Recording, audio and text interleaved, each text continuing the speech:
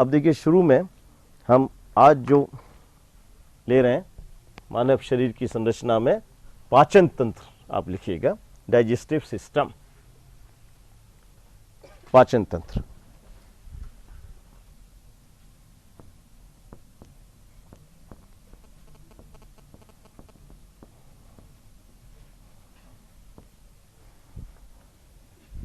पाचन तंत्र, तो पहले तो ये समझना है पाचन होता क्या है या पाचन की तंत्र की जरूरत आवश्यकता क्या होती है। देखिए कोई भी सजीव प्राणी है, तो कोई भी सजीव प्राणी है तो उसको अपनी आवश्यकता पूरी करने के लिए, समस्त कार्य करने के लिए, कोई भी हम कार्य करते हैं तो उसमें ऊर्जा की आवश्यकता होती है।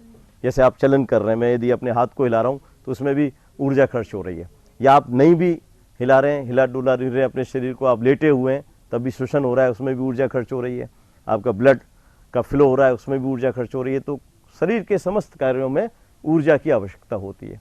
अब ऊर्जा आपको कहाँ से मिलेगी? जो हम भोजन ग्रहण करते हैं, जो भी भोजन ग्रहण करते हैं उससे हमको ऊर्जा की प्राप्ति होती है। और ऊर्जा हमारे शरीर में किस रूप के अंदर जनरेट होती है? वो एटीपी, एडिनोसिन ट्राइफॉस्फेट के रूप में जनरेट होती है। तो ये जो ऊर्जा जो होती है ये शरीर में संग्रहित होती है, और जब भी हम कोई कार्य करते हैं तो ये ऊर्जा खर्च होती है। इसलिए ऊर्जा को हम, या एटीपी को हम क्या कहते हैं? एनर्जी करेंसी, यानी ऊर्जा सिक्का। आप कोई भी काम करेंगे तो उसमें एटीपी खर्च होगी, तो एनर्जी करेंसी आपकी क्या है शरीर के अंदर? वो एटीपी है। तो जो भी भोजन ग्रहण किया जाता है उसका मेन पर्पज क्या होता है? ऊर्जा प्राप्ति के लिए होता है। तो चाहे वो कोई छोटा जंतु हो चाहे बड़ा जंतु हो, हर एक जंतु की ऊर्जा की आवश्यकता अलग अलग होती है, और ऊर्जा प्राप्त करने के लिए हम भोजन ग्रहण करते हैं। अब भोजन जो लेने वाले जंतु होते हैं वो अलग अलग स्वभाव के होते हैं। जैसे कुछ जंतु तो ऐसे होते हैं, आप जानते हैं, शाकाहारी, जो केवल अपने जो पादप होते हैं उनको ही भोजन के रूप में ग्रहण करते हैं। शाकाहारी जंतु में जैसे गाय है और आपका खरगोश है, तो वो पूरी तरीके से वो किस पर निर्भर होते हैं? वो पादपों के ऊपर निर्भर होते हैं। दूसरे होते हैं मांसाहारी, जो मांस खाते हैं, जैसे कि शेर है, चीता है, ये सब। और एक होते हैं सर्वाहारी, ओमनिवोरस, जो जैसे मैन है, मैन को किस में क्लासीफाई किया है? सर्वाहारी के, ओमनिवोरस के अंदर। वो आवश्यकता पड़ने पर मांस भी खा सकता है, और ये पादपों के ऊपर तो निर्भर करता ही है। अब पाचन तंत्र के अंदर जो महत्वपूर्ण संरचना होती है वो क्या होती है? आहार नाल, एलिमेंट्री कैनाल। लेकिन आपको पता होना चाहिए सारे जंतुओं में एलिमेंट्री कैनाल नहीं होती। जैसे आप प्रोटोजोआ के जंतु लें जिसमें अमीबा होता है, तो प्रोटोजोआ का शरीर चूंकि एक कोशिका से मिलकर बना होता है, इसलिए उसके अंदर आहार नाल नहीं होगी। ऐसे ही पॉरीफेरा के अंदर, पॉरीफेरा के जंतु जो हैं स्पंजेस, उनके अंदर भी आहार नाल नहीं होगी। सीलंट्रेटा के जंतु हैं उनके अंदर भी आहार नाल नहीं पाई जाती है। तो इन तीनों जो संघ हैं इनके अंदर आहार नाल अनुपस्थित रहती है। क्यों आहार नाल अनुपस्थित रहती है? मैंने अभी क्या बताया था आपको, क्योंकि इनमें अंग और तंत्र नहीं पाए जाते हैं, तो इसलिए आहार नाल इनके अंदर अनुपस्थित रहती है। अब आहार नाल अनुपस्थित रहती है तो ये मतलब नहीं है इसका कि इन जंतुओं को ऊर्जा की आवश्यकता नहीं होती, या ये जंतु भोजन ग्रहण नहीं करते हैं। ये जंतु भोजन ग्रहण करते हैं, लेकिन जैसे अमीबा के अंदर तो भोजन का पाचन उस कोशिका के अंदर ही हो जाता है, तो इनके अंदर कोशिकाओं के अंदर ही भोजन का पाचन हो जाता है, तो इसलिए कोई आहार नाल की आवश्यकता नहीं होती। सबसे पहले आपसे पूछा जाए आहार नाल, सबसे पहले आहार नाल कौन से जंतुओं में देखी गई थी? तो उसका आंसर हो जाएगा प्लेटीहेल्मिन्थीज। सर्वप्रथम आहार नाल कौन से जंतुओं में देखी गई थी? तो उसका उत्तर होना चाहिए आहार नाल प्लेटीहेल्मिन्थीज में। लेकिन ये आहार नाल अपूर्ण आहार नाल है। यदि इसी सवाल को हम ये करके, ये लिख के पूछ लें कि सबसे पहले पूर्ण आहार नाल कौन से जंतुओं में देखी गई थी, सबसे पहले आहार नाल कौन से जंतुओं में देखी गई थी, तो उदाहरण हो जाएगा उसका प्लेटीहेल्मिन्थीज। सबसे पहले पूर्ण आहार नाल, पूर्ण आहार नाल का मतलब एक ट्यूब लाइक संरचना जिसके एक सिरे पर तो मुख हो, माउथ, और दूसरे सिरे पर गुदा, एनस, जिससे कि जो अपचित भोजन उसको बाहर निकाल सकें, तो वो कहलाएगा कंप्लीट एलिमेंट्री कैनाल। और प्लेटीहेल्मिन्थीज के अंदर जो एलिमेंट्री कैनाल होती है उसमें माउथ तो होता है, मुक्त होता है, लेकिन वो बीच में ही खत्म हो जाती है, बगैर एनस के, बगैर गुदा के खत्म हो जाती है, इसलिए उसको हम अपूर्ण आहार नाल कहते हैं। सबसे पहले पूछा जाए आहार नाल किस में देखी गई थी, तो प्लेटी एलमंथीज। सबसे पहले पूर्ण आहार नाल किस में देखी गई थी, तो उसका आंसर हो जाएगा एसके हेलमंथीज के अंदर सबसे पहले पूर्ण आहार नाल, जैसे कि एस्केरिस है तो उसके अंदर सबसे पहले पूर्ण आहार नाल देखी। तो ये दो आपको एक तो सबसे पहले जानकारी पता होनी चाहिए, इनके अंदर कोई आहार नाल नहीं होती। सबसे पहले आहार नाल देखी गई थी प्लेटी एलमंथीज में, वो अपूर्ण थी क्योंकि उसमें मुंह तो होता है लेकिन एनस नहीं होती है, गुदा नहीं होती है। सबसे पहले पूर्ण आहार नाल देखी गई थी एसके एलमंथीज में, और एसके एलमंथीज के बाद में सारे जंतुओं में पूर्ण आहार नाल पाई जाती है। हाँ बेटा, आप पूछिए, क्या पूछना चाहते हैं आप? तो एसके हेलमंथीज के बाद सब में पाई जाएगी, एनिलेडा में भी पाई जाएगी, आर्थ्रोपोडा में पाई जाएगी, मोलस्का में पाई जाएगी, कोई भी अपवाद नहीं है एसके हेलमंथीज से लेके मैमेलिया तक। तो इसलिए तो आपको बता रहे हैं कि सबसे पहले कहाँ देखी गई थी, तो वो पूछा जाए तो एसके हेलमंथीज हो जाएगा। अब जैसे आहार नाल आप देखें तो आहार नाल के किसी भी जंतु में आहार नाल के 3 भाग होते हैं। आहार नाल के 3 भाग जिसके अंदर पूर्ण आहार नाल होती है, उसकी आहार नाल को हम 3 भागों में विभाजित कर सकते हैं। एक तो होता है पूर्वांत्र, पूर्वांत्र जिसको हम कहते हैं फोरगट, जैसे ये एलिमेंट्री कैनाल है आहार नाल, तो इसका सबसे आगे वाला जो भाग होता है इसको कहा जाता है पूर्वांत्र, फोरगट, और जो बीच वाला भाग होता है वो कहलाएगा मध्यांत्र, यानी कि मिडगट, और सबसे पीछे वाला जो भाग होगा पश्चात्र, यानी कि हाइंडगट। फोरगट, मिडगट, हाइंडगट, 3 भाग हो गए। ये हो जाएगा मध्यांत्र और ये हो जाएगा पश्चात्र। अब देखिए तीनों भागों में क्या अंतर होता है।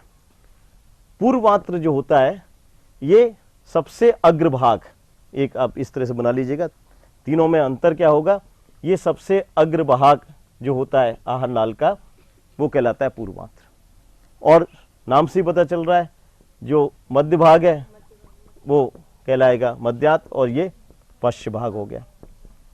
अब देखिए ये छोटा होता है, पूर्वांत्र है ये छोटा होता है, मध्यांत्र सबसे बड़ा भाग, सबसे बड़ा भाग आहार नाल का कौन सा होगा, मध्यांत्र होगा। फिर ये भाग भी आगे जाकर के छोटा हो जाएगा।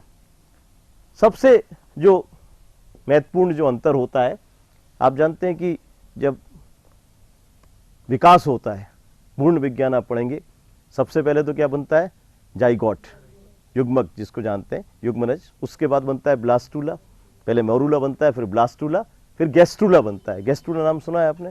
गैस्ट्रूला के अंदर 3 जनन स्तर बन जाते हैं, एक तो बनता है एक्टोडर्म, एक मीजोडर्म और एक एंडोडर्म। एक्टोडर्म का मतलब बाह्य जनन स्तर, मीजोडर्म का मतलब मध्य जनन स्तर, और एंडोडर्म का मतलब हो गया आंतरिक जनन स्तर। ये तीनों जनन स्तर क्यों कहलाते हैं, क्योंकि इन्हीं से शरीर की सारी संरचनाएं बनती हैं। आपका मस्तिष्क है वो किससे बन रहा है, एक्टोडर्म से बन रहा है। आपका हृदय है वो किससे बन रहा है, मीजोडर्म से बन रहा है। तो ये पता होना चाहिए कौन सी संरचना शरीर की कौन सी हमारी जनन स्तर से बनी है। ये जो होता है पूर्वांत्र जो होता है ये एक्टोडर्म से बनता है, ये एक्टोडर्म से बनता है। पूर्वांत्र का निर्माण भ्रूण के कौन से जनन स्तर से होता है, तो उदाहरण आपका आंसर होना चाहिए, उत्तर होना चाहिए एक्टोडर्म से बनता है। ये जो बनता है ये एंडोडर्म से बनता है, एंडोडर्म से इसका निर्माण होता है मध्यांत्र का, और पश्चात्र होता है ये भी एक्टोडर्म से बनता है।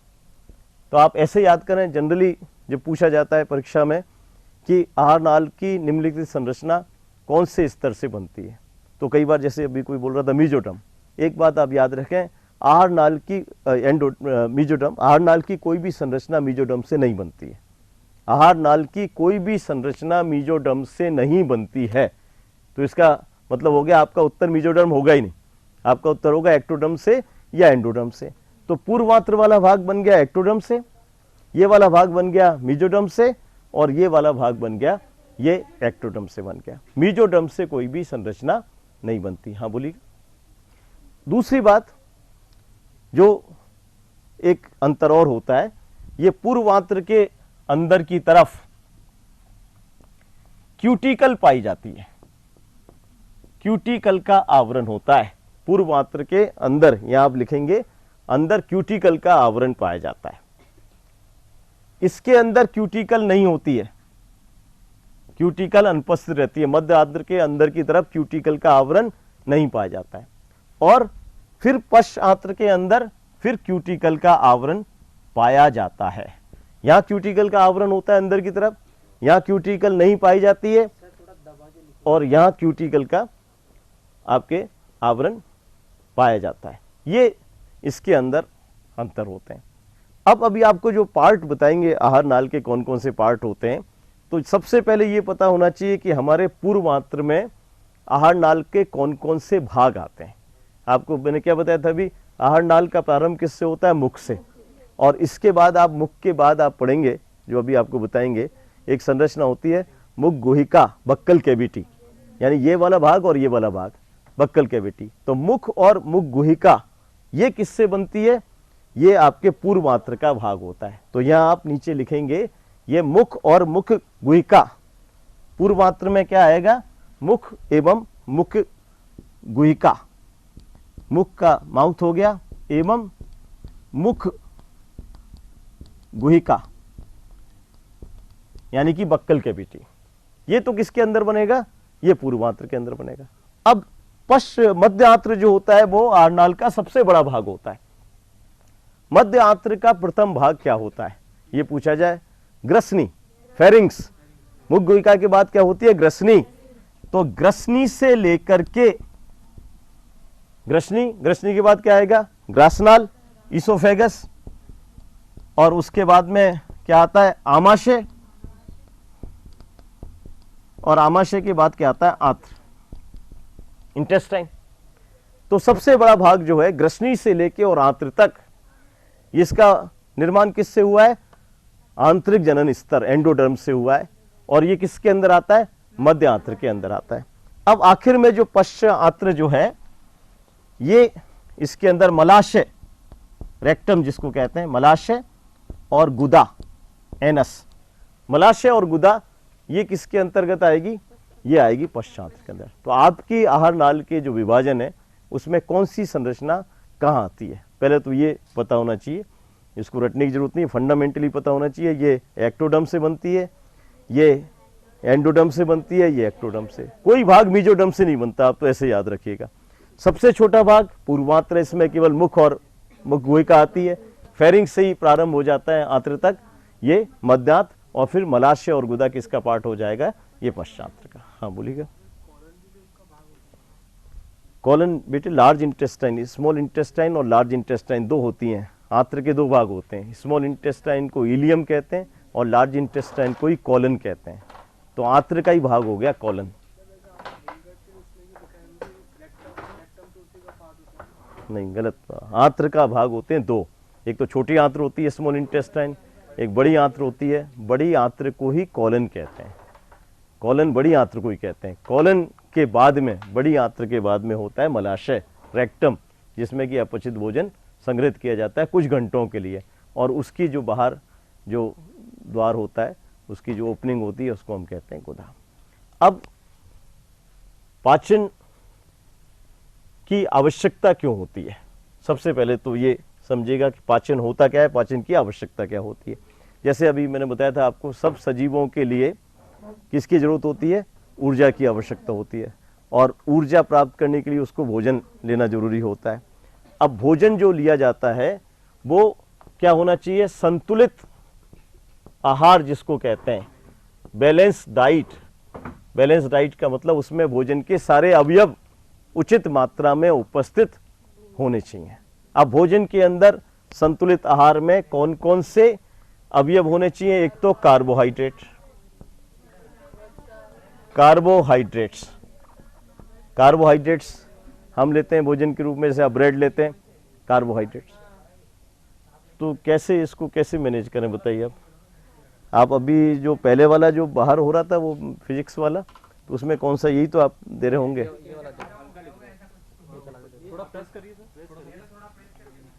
देखिए अब ये तो इसकी विजिबिलिटी तो ज़्यादा इंक इसमें, तो इनको आप हटा दो फिर, है ना, फिर वही हाथ में आना चाहिए। हाँ, चलो ठीक है। प्रोटीन्स, अब देखिए इसमें कुछ विजिबिलिटी बढ़ रही है क्या? हाँ।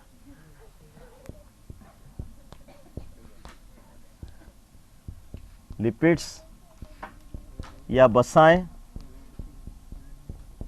ब्लैक से शायद ज़्यादा क्लियर आएगा, मैं सोचता हूँ रेड से तो नहीं आ पाएगा इतना। बसाएं, लिपिड्स या बसाएं। फिर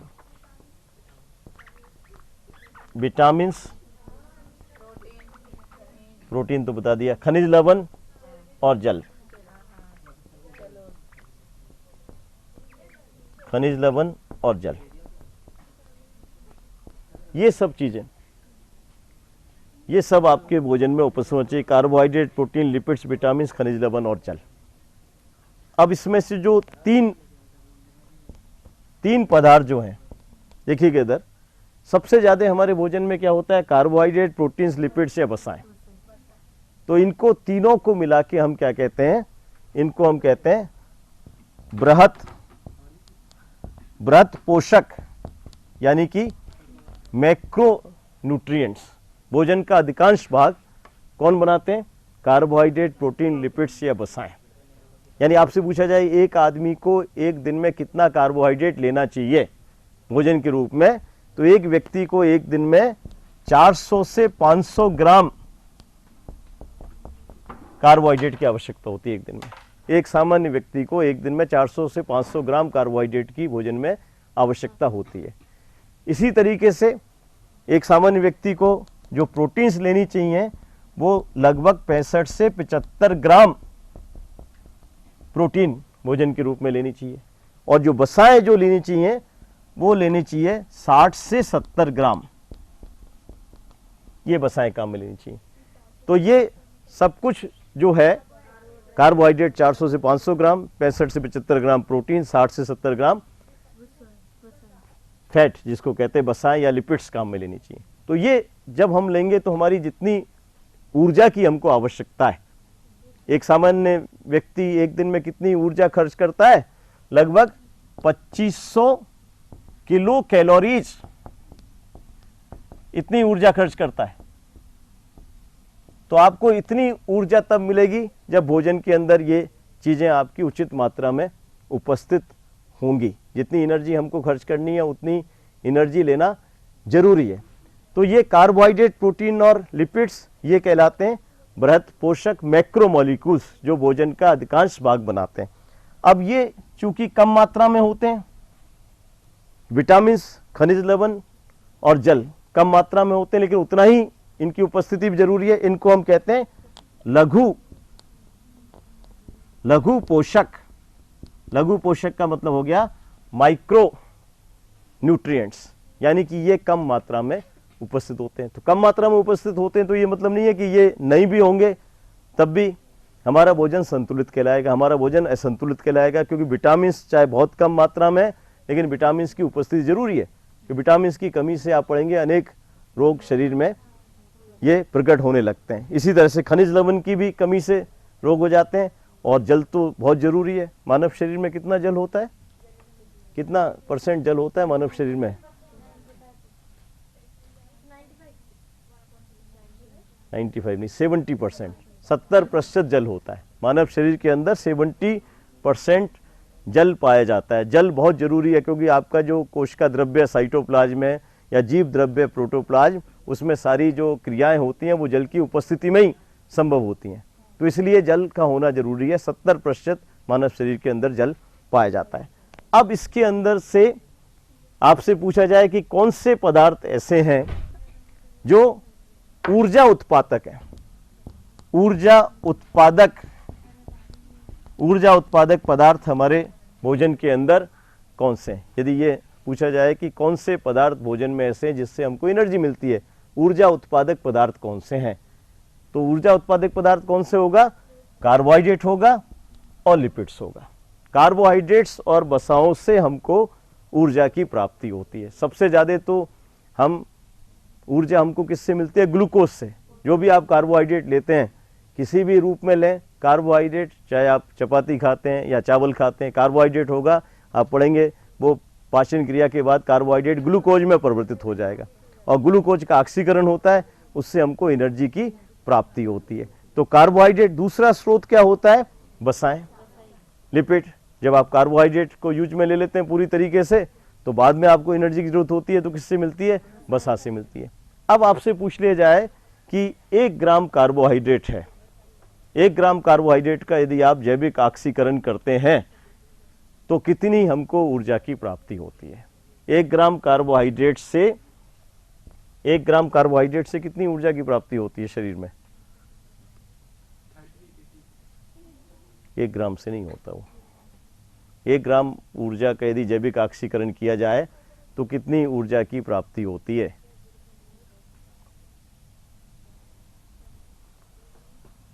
4100 कैलोरीज। 4100 कैलोरीज यानी कि क्या हो गया ये? 4.1 किलो कैलोरीज। पेपर में भी आ सकता है 4100 कैलोरीज लिखें या 4.1 किलो कैलोरीज। के का मतलब हो गया किलो, तो 1 किलो का मतलब हो गया 1000। तो 4100 कैलोरी ऊर्जा हमको मिलेगी यदि हम 1 ग्राम कार्बोहाइड्रेट का शरीर में ऑक्सीकरण होता है। लेकिन यदि 1 ग्राम फैट का, वसा का ऑक्सीकरण होता है तो ऊर्जा कम मिलेगी या ज़्यादा मिलेगी? वसा का यदि ऑक्सीकरण होता है तो ऊर्जा कम मिलती है या ज़्यादा मिलती है? ऑक्सीकरण यदि होता है तो ऊर्जा की प्राप्ति कम होती है, ज़्यादा होती है?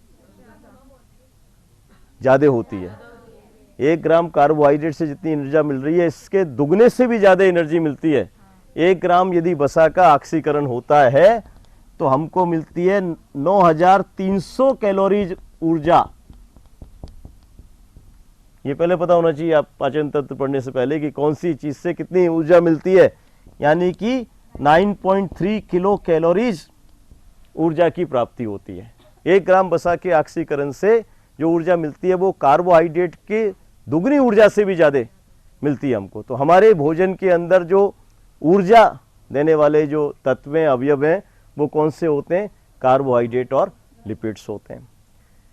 अब प्रोटीन्स जो होते हैं, प्रोटीन्स क्या करते हैं?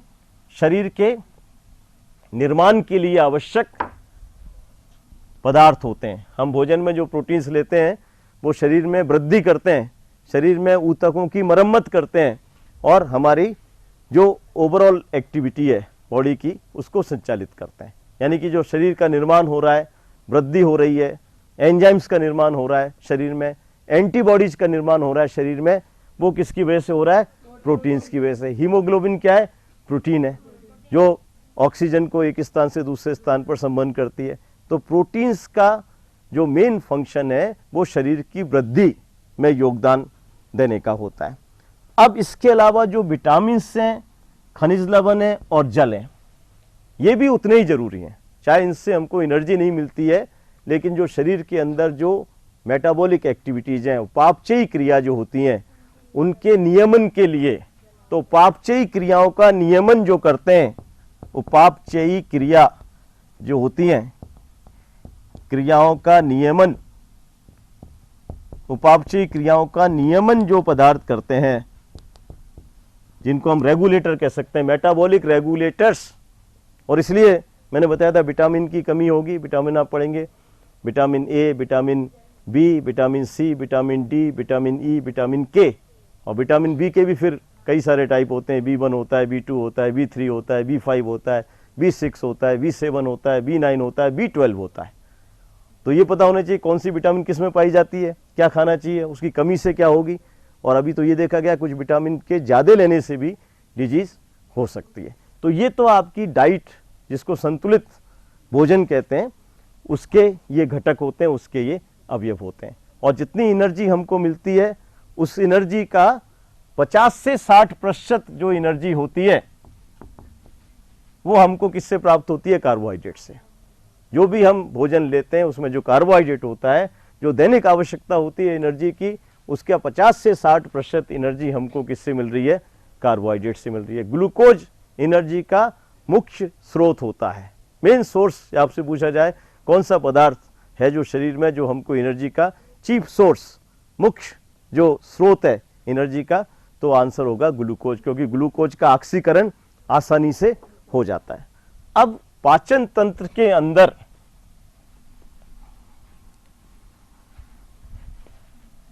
दो तरह का पाचन होता है। पाचन का पहले तो समझिए पाचन का मतलब क्या होता है, पाचन जरूरी क्यों होता है, क्या मतलब होता है पाचन का? हाँ बताइएगा।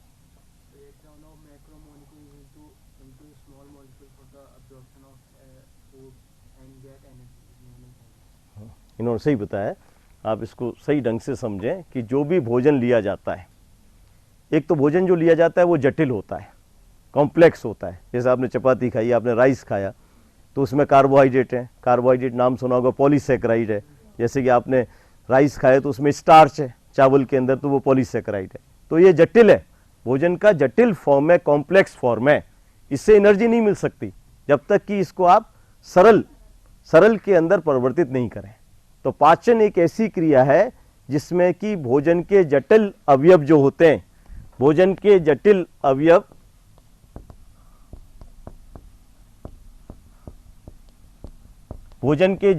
अवयव किस में परिवर्तित हो जाते हैं? सरल अवयव के अंदर जो परिवर्तित होते हैं, उस क्रिया को हम क्या कहते हैं? पाचन कहते हैं। पाचन एक ऐसी क्रिया है जिसमें कि भोजन के जटिल अवयव सरल अवयव के अंदर परिवर्तित हो जाते हैं। सरल अवयव से क्या मतलब है? सरल अवयव से ये मतलब है जिसका कि अवशोषण हो सके। आपने खाना तो खा लिया, आहार डाल में है खाना, और खाना आपका आंत्र जो है उसको अवशोषित नहीं कर सकती। ये बताए एनर्जी कैसे मिलती है, ऊर्जा कैसे मिलती है? पहले तो भोजन जटिल से सरल में परिवर्तित हो जाएगा, फिर सरल अवयव जो है वो जो आंत्र जो है उसको अवशोषित करेगी, और वो सरल अवयव फिर कहाँ पर आएंगे? रुधिर में आएंगे। रुधिर उसको स्थानांतरित करेगा बॉडी की कोशिकाओं में, और बॉडी की कोशिकाओं में उस भोजन के सरल अवयव का दहन होगा, ऑक्सीकरण होगा, ऑक्सीजन की प्रेजेंस में। आपने नाम सुना हो ग्लाइकोलाइसिस, क्रेब्स साइकिल, और उससे आपको कार्बन डाइऑक्साइड, पानी और ऊर्जा की प्राप्ति होगी। तो जब तक बॉडी सेल्स में नहीं जाएगा भोजन, तब तक आप कितना भी खाते रहिएगा, आपको केवल ये लगेगा मैंने अपना स्टोमक फुल कर लिया है, मैंने अपनी खाने की जो प्रोसेस है वो पूरी कर ली है, लेकिन आपको एनर्जी नहीं मिलेगी। तो इसलिए पाचन क्रिया जरूरी है कि जटिल अवयव को सरल अवयव में परिवर्तित करना। सरल अवयव का मतलब वो अवशोषित हो सके, जिसका अवशोषण हो सके, और अवशोषण होने के बाद में वो रुधिर के द्वारा कहां पर पहुंच जाए? बॉडी कोशिकाओं तक पहुंच जाए, और कोशिकाओं में पहुंचने के बाद में जैसे मैंने बताया तो उसका दहन हो, और उससे हमको ऊर्जा की प्राप्ति हो। तो ये किसके द्वारा होता है पाचन? पाचन के अंदर आप पढ़ेंगे कई सारे पाचकीय रस होते हैं, जिनको हम कहते हैं डाइजेस्टिव जूस। पाचकीय रस होंगे, और पाचकीय रस के अंदर क्या होते हैं? विभिन्न प्रकार के एंजाइम्स होते हैं, विभिन्न प्रकार के एंजाइम्स पाए जाते हैं, और इस एंजाइम्स की वजह से ही भोजन का पाचन संभव है। अब चूंकि ये बॉडी की कोशिकाओं के अंदर हो रहा है, तो ये कैसा प्रोसेस हो गया? ये बायोकेमिकल प्रोसेस हो गया, जैव रासायनिक क्रिया जो हो गई। बॉडी के बाहर नहीं हो रहा है, बॉडी के अंदर हो रहा है, तो इसको हम जैव रासायनिक क्रिया कहते हैं। तो ये तो मतलब हो गया पाचन क्यों होता है, पाचन क्यों जरूरी है। अब पाचन दो तरह का होता है, एक तो होता है पाचन के प्रकार। पाचन दो तरह का होता है। एक तो कहलाता है पाचन अंतःकोशिकीय पाचन। अंतःकोशिकीय पाचन, अंतःकोशिकीय समझते हैं? सेल के कोशिका के अंदर, इंट्रासेलुलर कोशिका के अंदर यदि पाचन हो रहा है तो उसको हम कहेंगे अंतःकोशिकीय पाचन। अंतःकोशिकीय पाचन क्या? एक सरल पाचन है, और ये ऐसे जंतुओं में होता है जिनके अंदर आहार नाल विकसित नहीं होती पूरी तरीके से। जैसे कि मैंने आपको बताया था, जो एकशोरिक जंतु होते हैं, प्रोटोजोआ के जंतु हैं, पॉरीफेरा के जंतु हैं, और सीलेंट्रेटा के जंतु हैं, उनके अंदर कोशिका के अंदर पाचन होता है। तो इसलिए इसको इंट्रासेलुलर डाइजेशन या अंतःकोशिकीय पाचन कहते हैं। ये सरल प्रकार का पाचन है। जिनके अंदर आहार नाल होती है, जैसे मैंने बताया प्लेटी हेलमंथी से आहार नाल स्टार्ट हो जाती है और उसके बाद सब में होती है, तो उनके अंदर कोशिका के बाहर, जैसे ये मान लो आपकी आहार नाल है, तो ये इधर कोशिकाएं इधर कोशिकाएं, लेकिन भोजन का है बीच में, जो ट्यूब लाइक स्ट्रक्चर्स को गुहा कहते हैं, ल्यूमन, उसके अंदर भोजन है और उस भोजन का पाचन कोशिकाओं के बाहर हो रहा है, तो इसलिए हम उसको कहते हैं बाह्य कोशिकीय पाचन। बाह्य कोशिकीय पाचन यानी कि एक्स्ट्रा सेलुलर डाइजेशन, बाह्य कोशिकीय पाचन। तो एडवांस टाइप का डाइजेशन कौन सा हुआ? बाह्य कोशिकीय पाचन। और प्रिमिटिव आदिम प्रकार का डाइजेशन कौन सा हुआ? वो अंतरकोशिकीय पाचन। बाह्य कोशिकीय पाचन का एक नाम और होता है। आपसे पूछा जाए हमारे अंदर कौन सा पाचन होता है, तो बाह्य कोशिकीय पाचन होगा, और अमीबा में कौन सा पाचन होता है, तो अंतरकोशिकीय पाचन होगा। अब बाह्य कोशिकीय पाचन का एक नाम और होता है, वो क्या होगा? इंटरसेलुलर डाइजेशन, अंतरकोशिकीय पाचन। देखिए दोनों में समझिएगा अंतर क्या है। एक में तो मैंने लिखा है अंतःकोशिकीय, अंतः का मतलब तो हो गया इंट्रा, सेल के अंदर, कोशिका के अंदर जो पाचन हो रहा है, फूड वैक्यूल के अंदर, खाद्य रसदानी जिसको कहते हैं, वो तो होगा अंतःकोशिकीय पाचन। और गुहा के अंदर जो पाचन हो रहा है ट्यूब लाइक संरचना में, वो बाह्य कोशिकीय तो होगा ही, इसको अंतरकोशिकीय कह सकते हैं। अंतरकोशिकीय क्यों कह सकते हैं? इधर भी कोशिकाएं इधर भी कोशिकाएं, तो कोशिकाओं के बीच में हो रहा है, तो इसको हम अंतरकोशिकीय पाचन कह सकते हैं। सबसे पहले ये पूछा जाए आपसे कि अंतरकोशिकीय पाचन, इंटरसेलुलर डाइजेशन या एक्स्ट्रासेलुलर डाइजेशन कौन से जंतुओं में देखा गया? सबसे पहले कौन से जंतुओं में अंतरकोशिकीय या बाह्य कोशिकीय पाचन देखा गया? सीलेंट्रेट्स के अंदर, हाइड्रा के अंदर दोनों तरह का पाचन पाया जाता है। ये जरूर आप ज़्यादा से ज़्यादा लिख के लेके जाएं। सबसे पहले ये चीज़ कहाँ देखी गई थी? मैंने आपको और भी चीज़ें बताई आज लेक्चर में। सबसे पहले देखिए प्रोटोजोआ और पोरीफेरा कोशिका के अंदर पाचन होगा, तो वो तो मैंने आपको बता दिया अंतःकोशिकीय पाचन। सीलेंट्रेटा के अंदर जिसमें हाइड्रा आता है, दोनों तरह का पाचन पाया जाता है, अंतःकोशिकीय भी होगा और उसके अंदर सीलेंट्रॉन होती है हाइड्रा के अंदर, जठर वाहिनी गुहिका जिसको कहते हैं, गैस्ट्रोवेस्कुलर कैविटी या सीलेंट्रॉन, उसके अंदर भी पाचन होता है। तो सबसे पहले आपसे पूछा जाए अंतरकोशिकीय पाचन, तो एक ही आंसर होगा सीलेंट्रेट्स के अंदर। और इसी सवाल को मैं ऐसे कह दूं कि कौन से जंतु ऐसे हैं जिसमें दोनों तरह का पाचन होता है, यानी कि अंतःकोशिकीय भी हो रहा है और अंतरकोशिकीय भी हो रहा है, तब भी आंसर क्या हो जाएगा? वो सीलेंट्रेट्स हो जाएगा, हाइड्रा। दोनों का ही आंसर सीलेंट्रेट्स होगा। सबसे पहले अंतरकोशिकीय या बाह्य कोशिकीय पाचन किस में देखा गया था? सीलेंट्रेट्स में। दोनों प्रकार का पाचन किस में होता है? तब भी आंसर सीलेंट्रेट्स होगा। तो ये तो आपको एक सामान्य जानकारी जो बताई है, कौन कौन से बॉडी में सिस्टम्स होते हैं, कैसे बनते हैं और पाचन तंत्र के अंदर क्या क्या पाया जाता है। अब आप आगे क्या पढ़ेंगे ये बता दें आपको। पाचन तंत्र में एक तो आहार नाल होती है जो मुख से स्टार्ट होगी और गुदा तक जाएगी, उसके अंदर अलग अलग पार्ट होते हैं। मुख है, मुख ग्रासन गुहिका है, ग्रासनाल है, स्टोमक है, और इंटेस्टाइन है, मलाशय है और एनस है। और इसके अलावा पाचन ग्रंथियां होती हैं। पाचन ग्रंथियां का मतलब जैसे कि एडिनल ग्रंथि नहीं, एडिनल तो अंतःस्रावी ग्रंथि होती है। पाचन ग्रंथि आप पढ़ेंगे कल। पाचन ग्रंथि में लार ग्रंथियां होती हैं, यकृत होता है और उसके अंदर अग्नाशय उसके अंदर होता है। ये पाचन ग्रंथियां होती हैं इसके अंदर। इसकी स्ट्रक्चर पूरी संरचना पढ़ेंगे, फिर उसके बाद में कार्यकी पढ़ेंगे।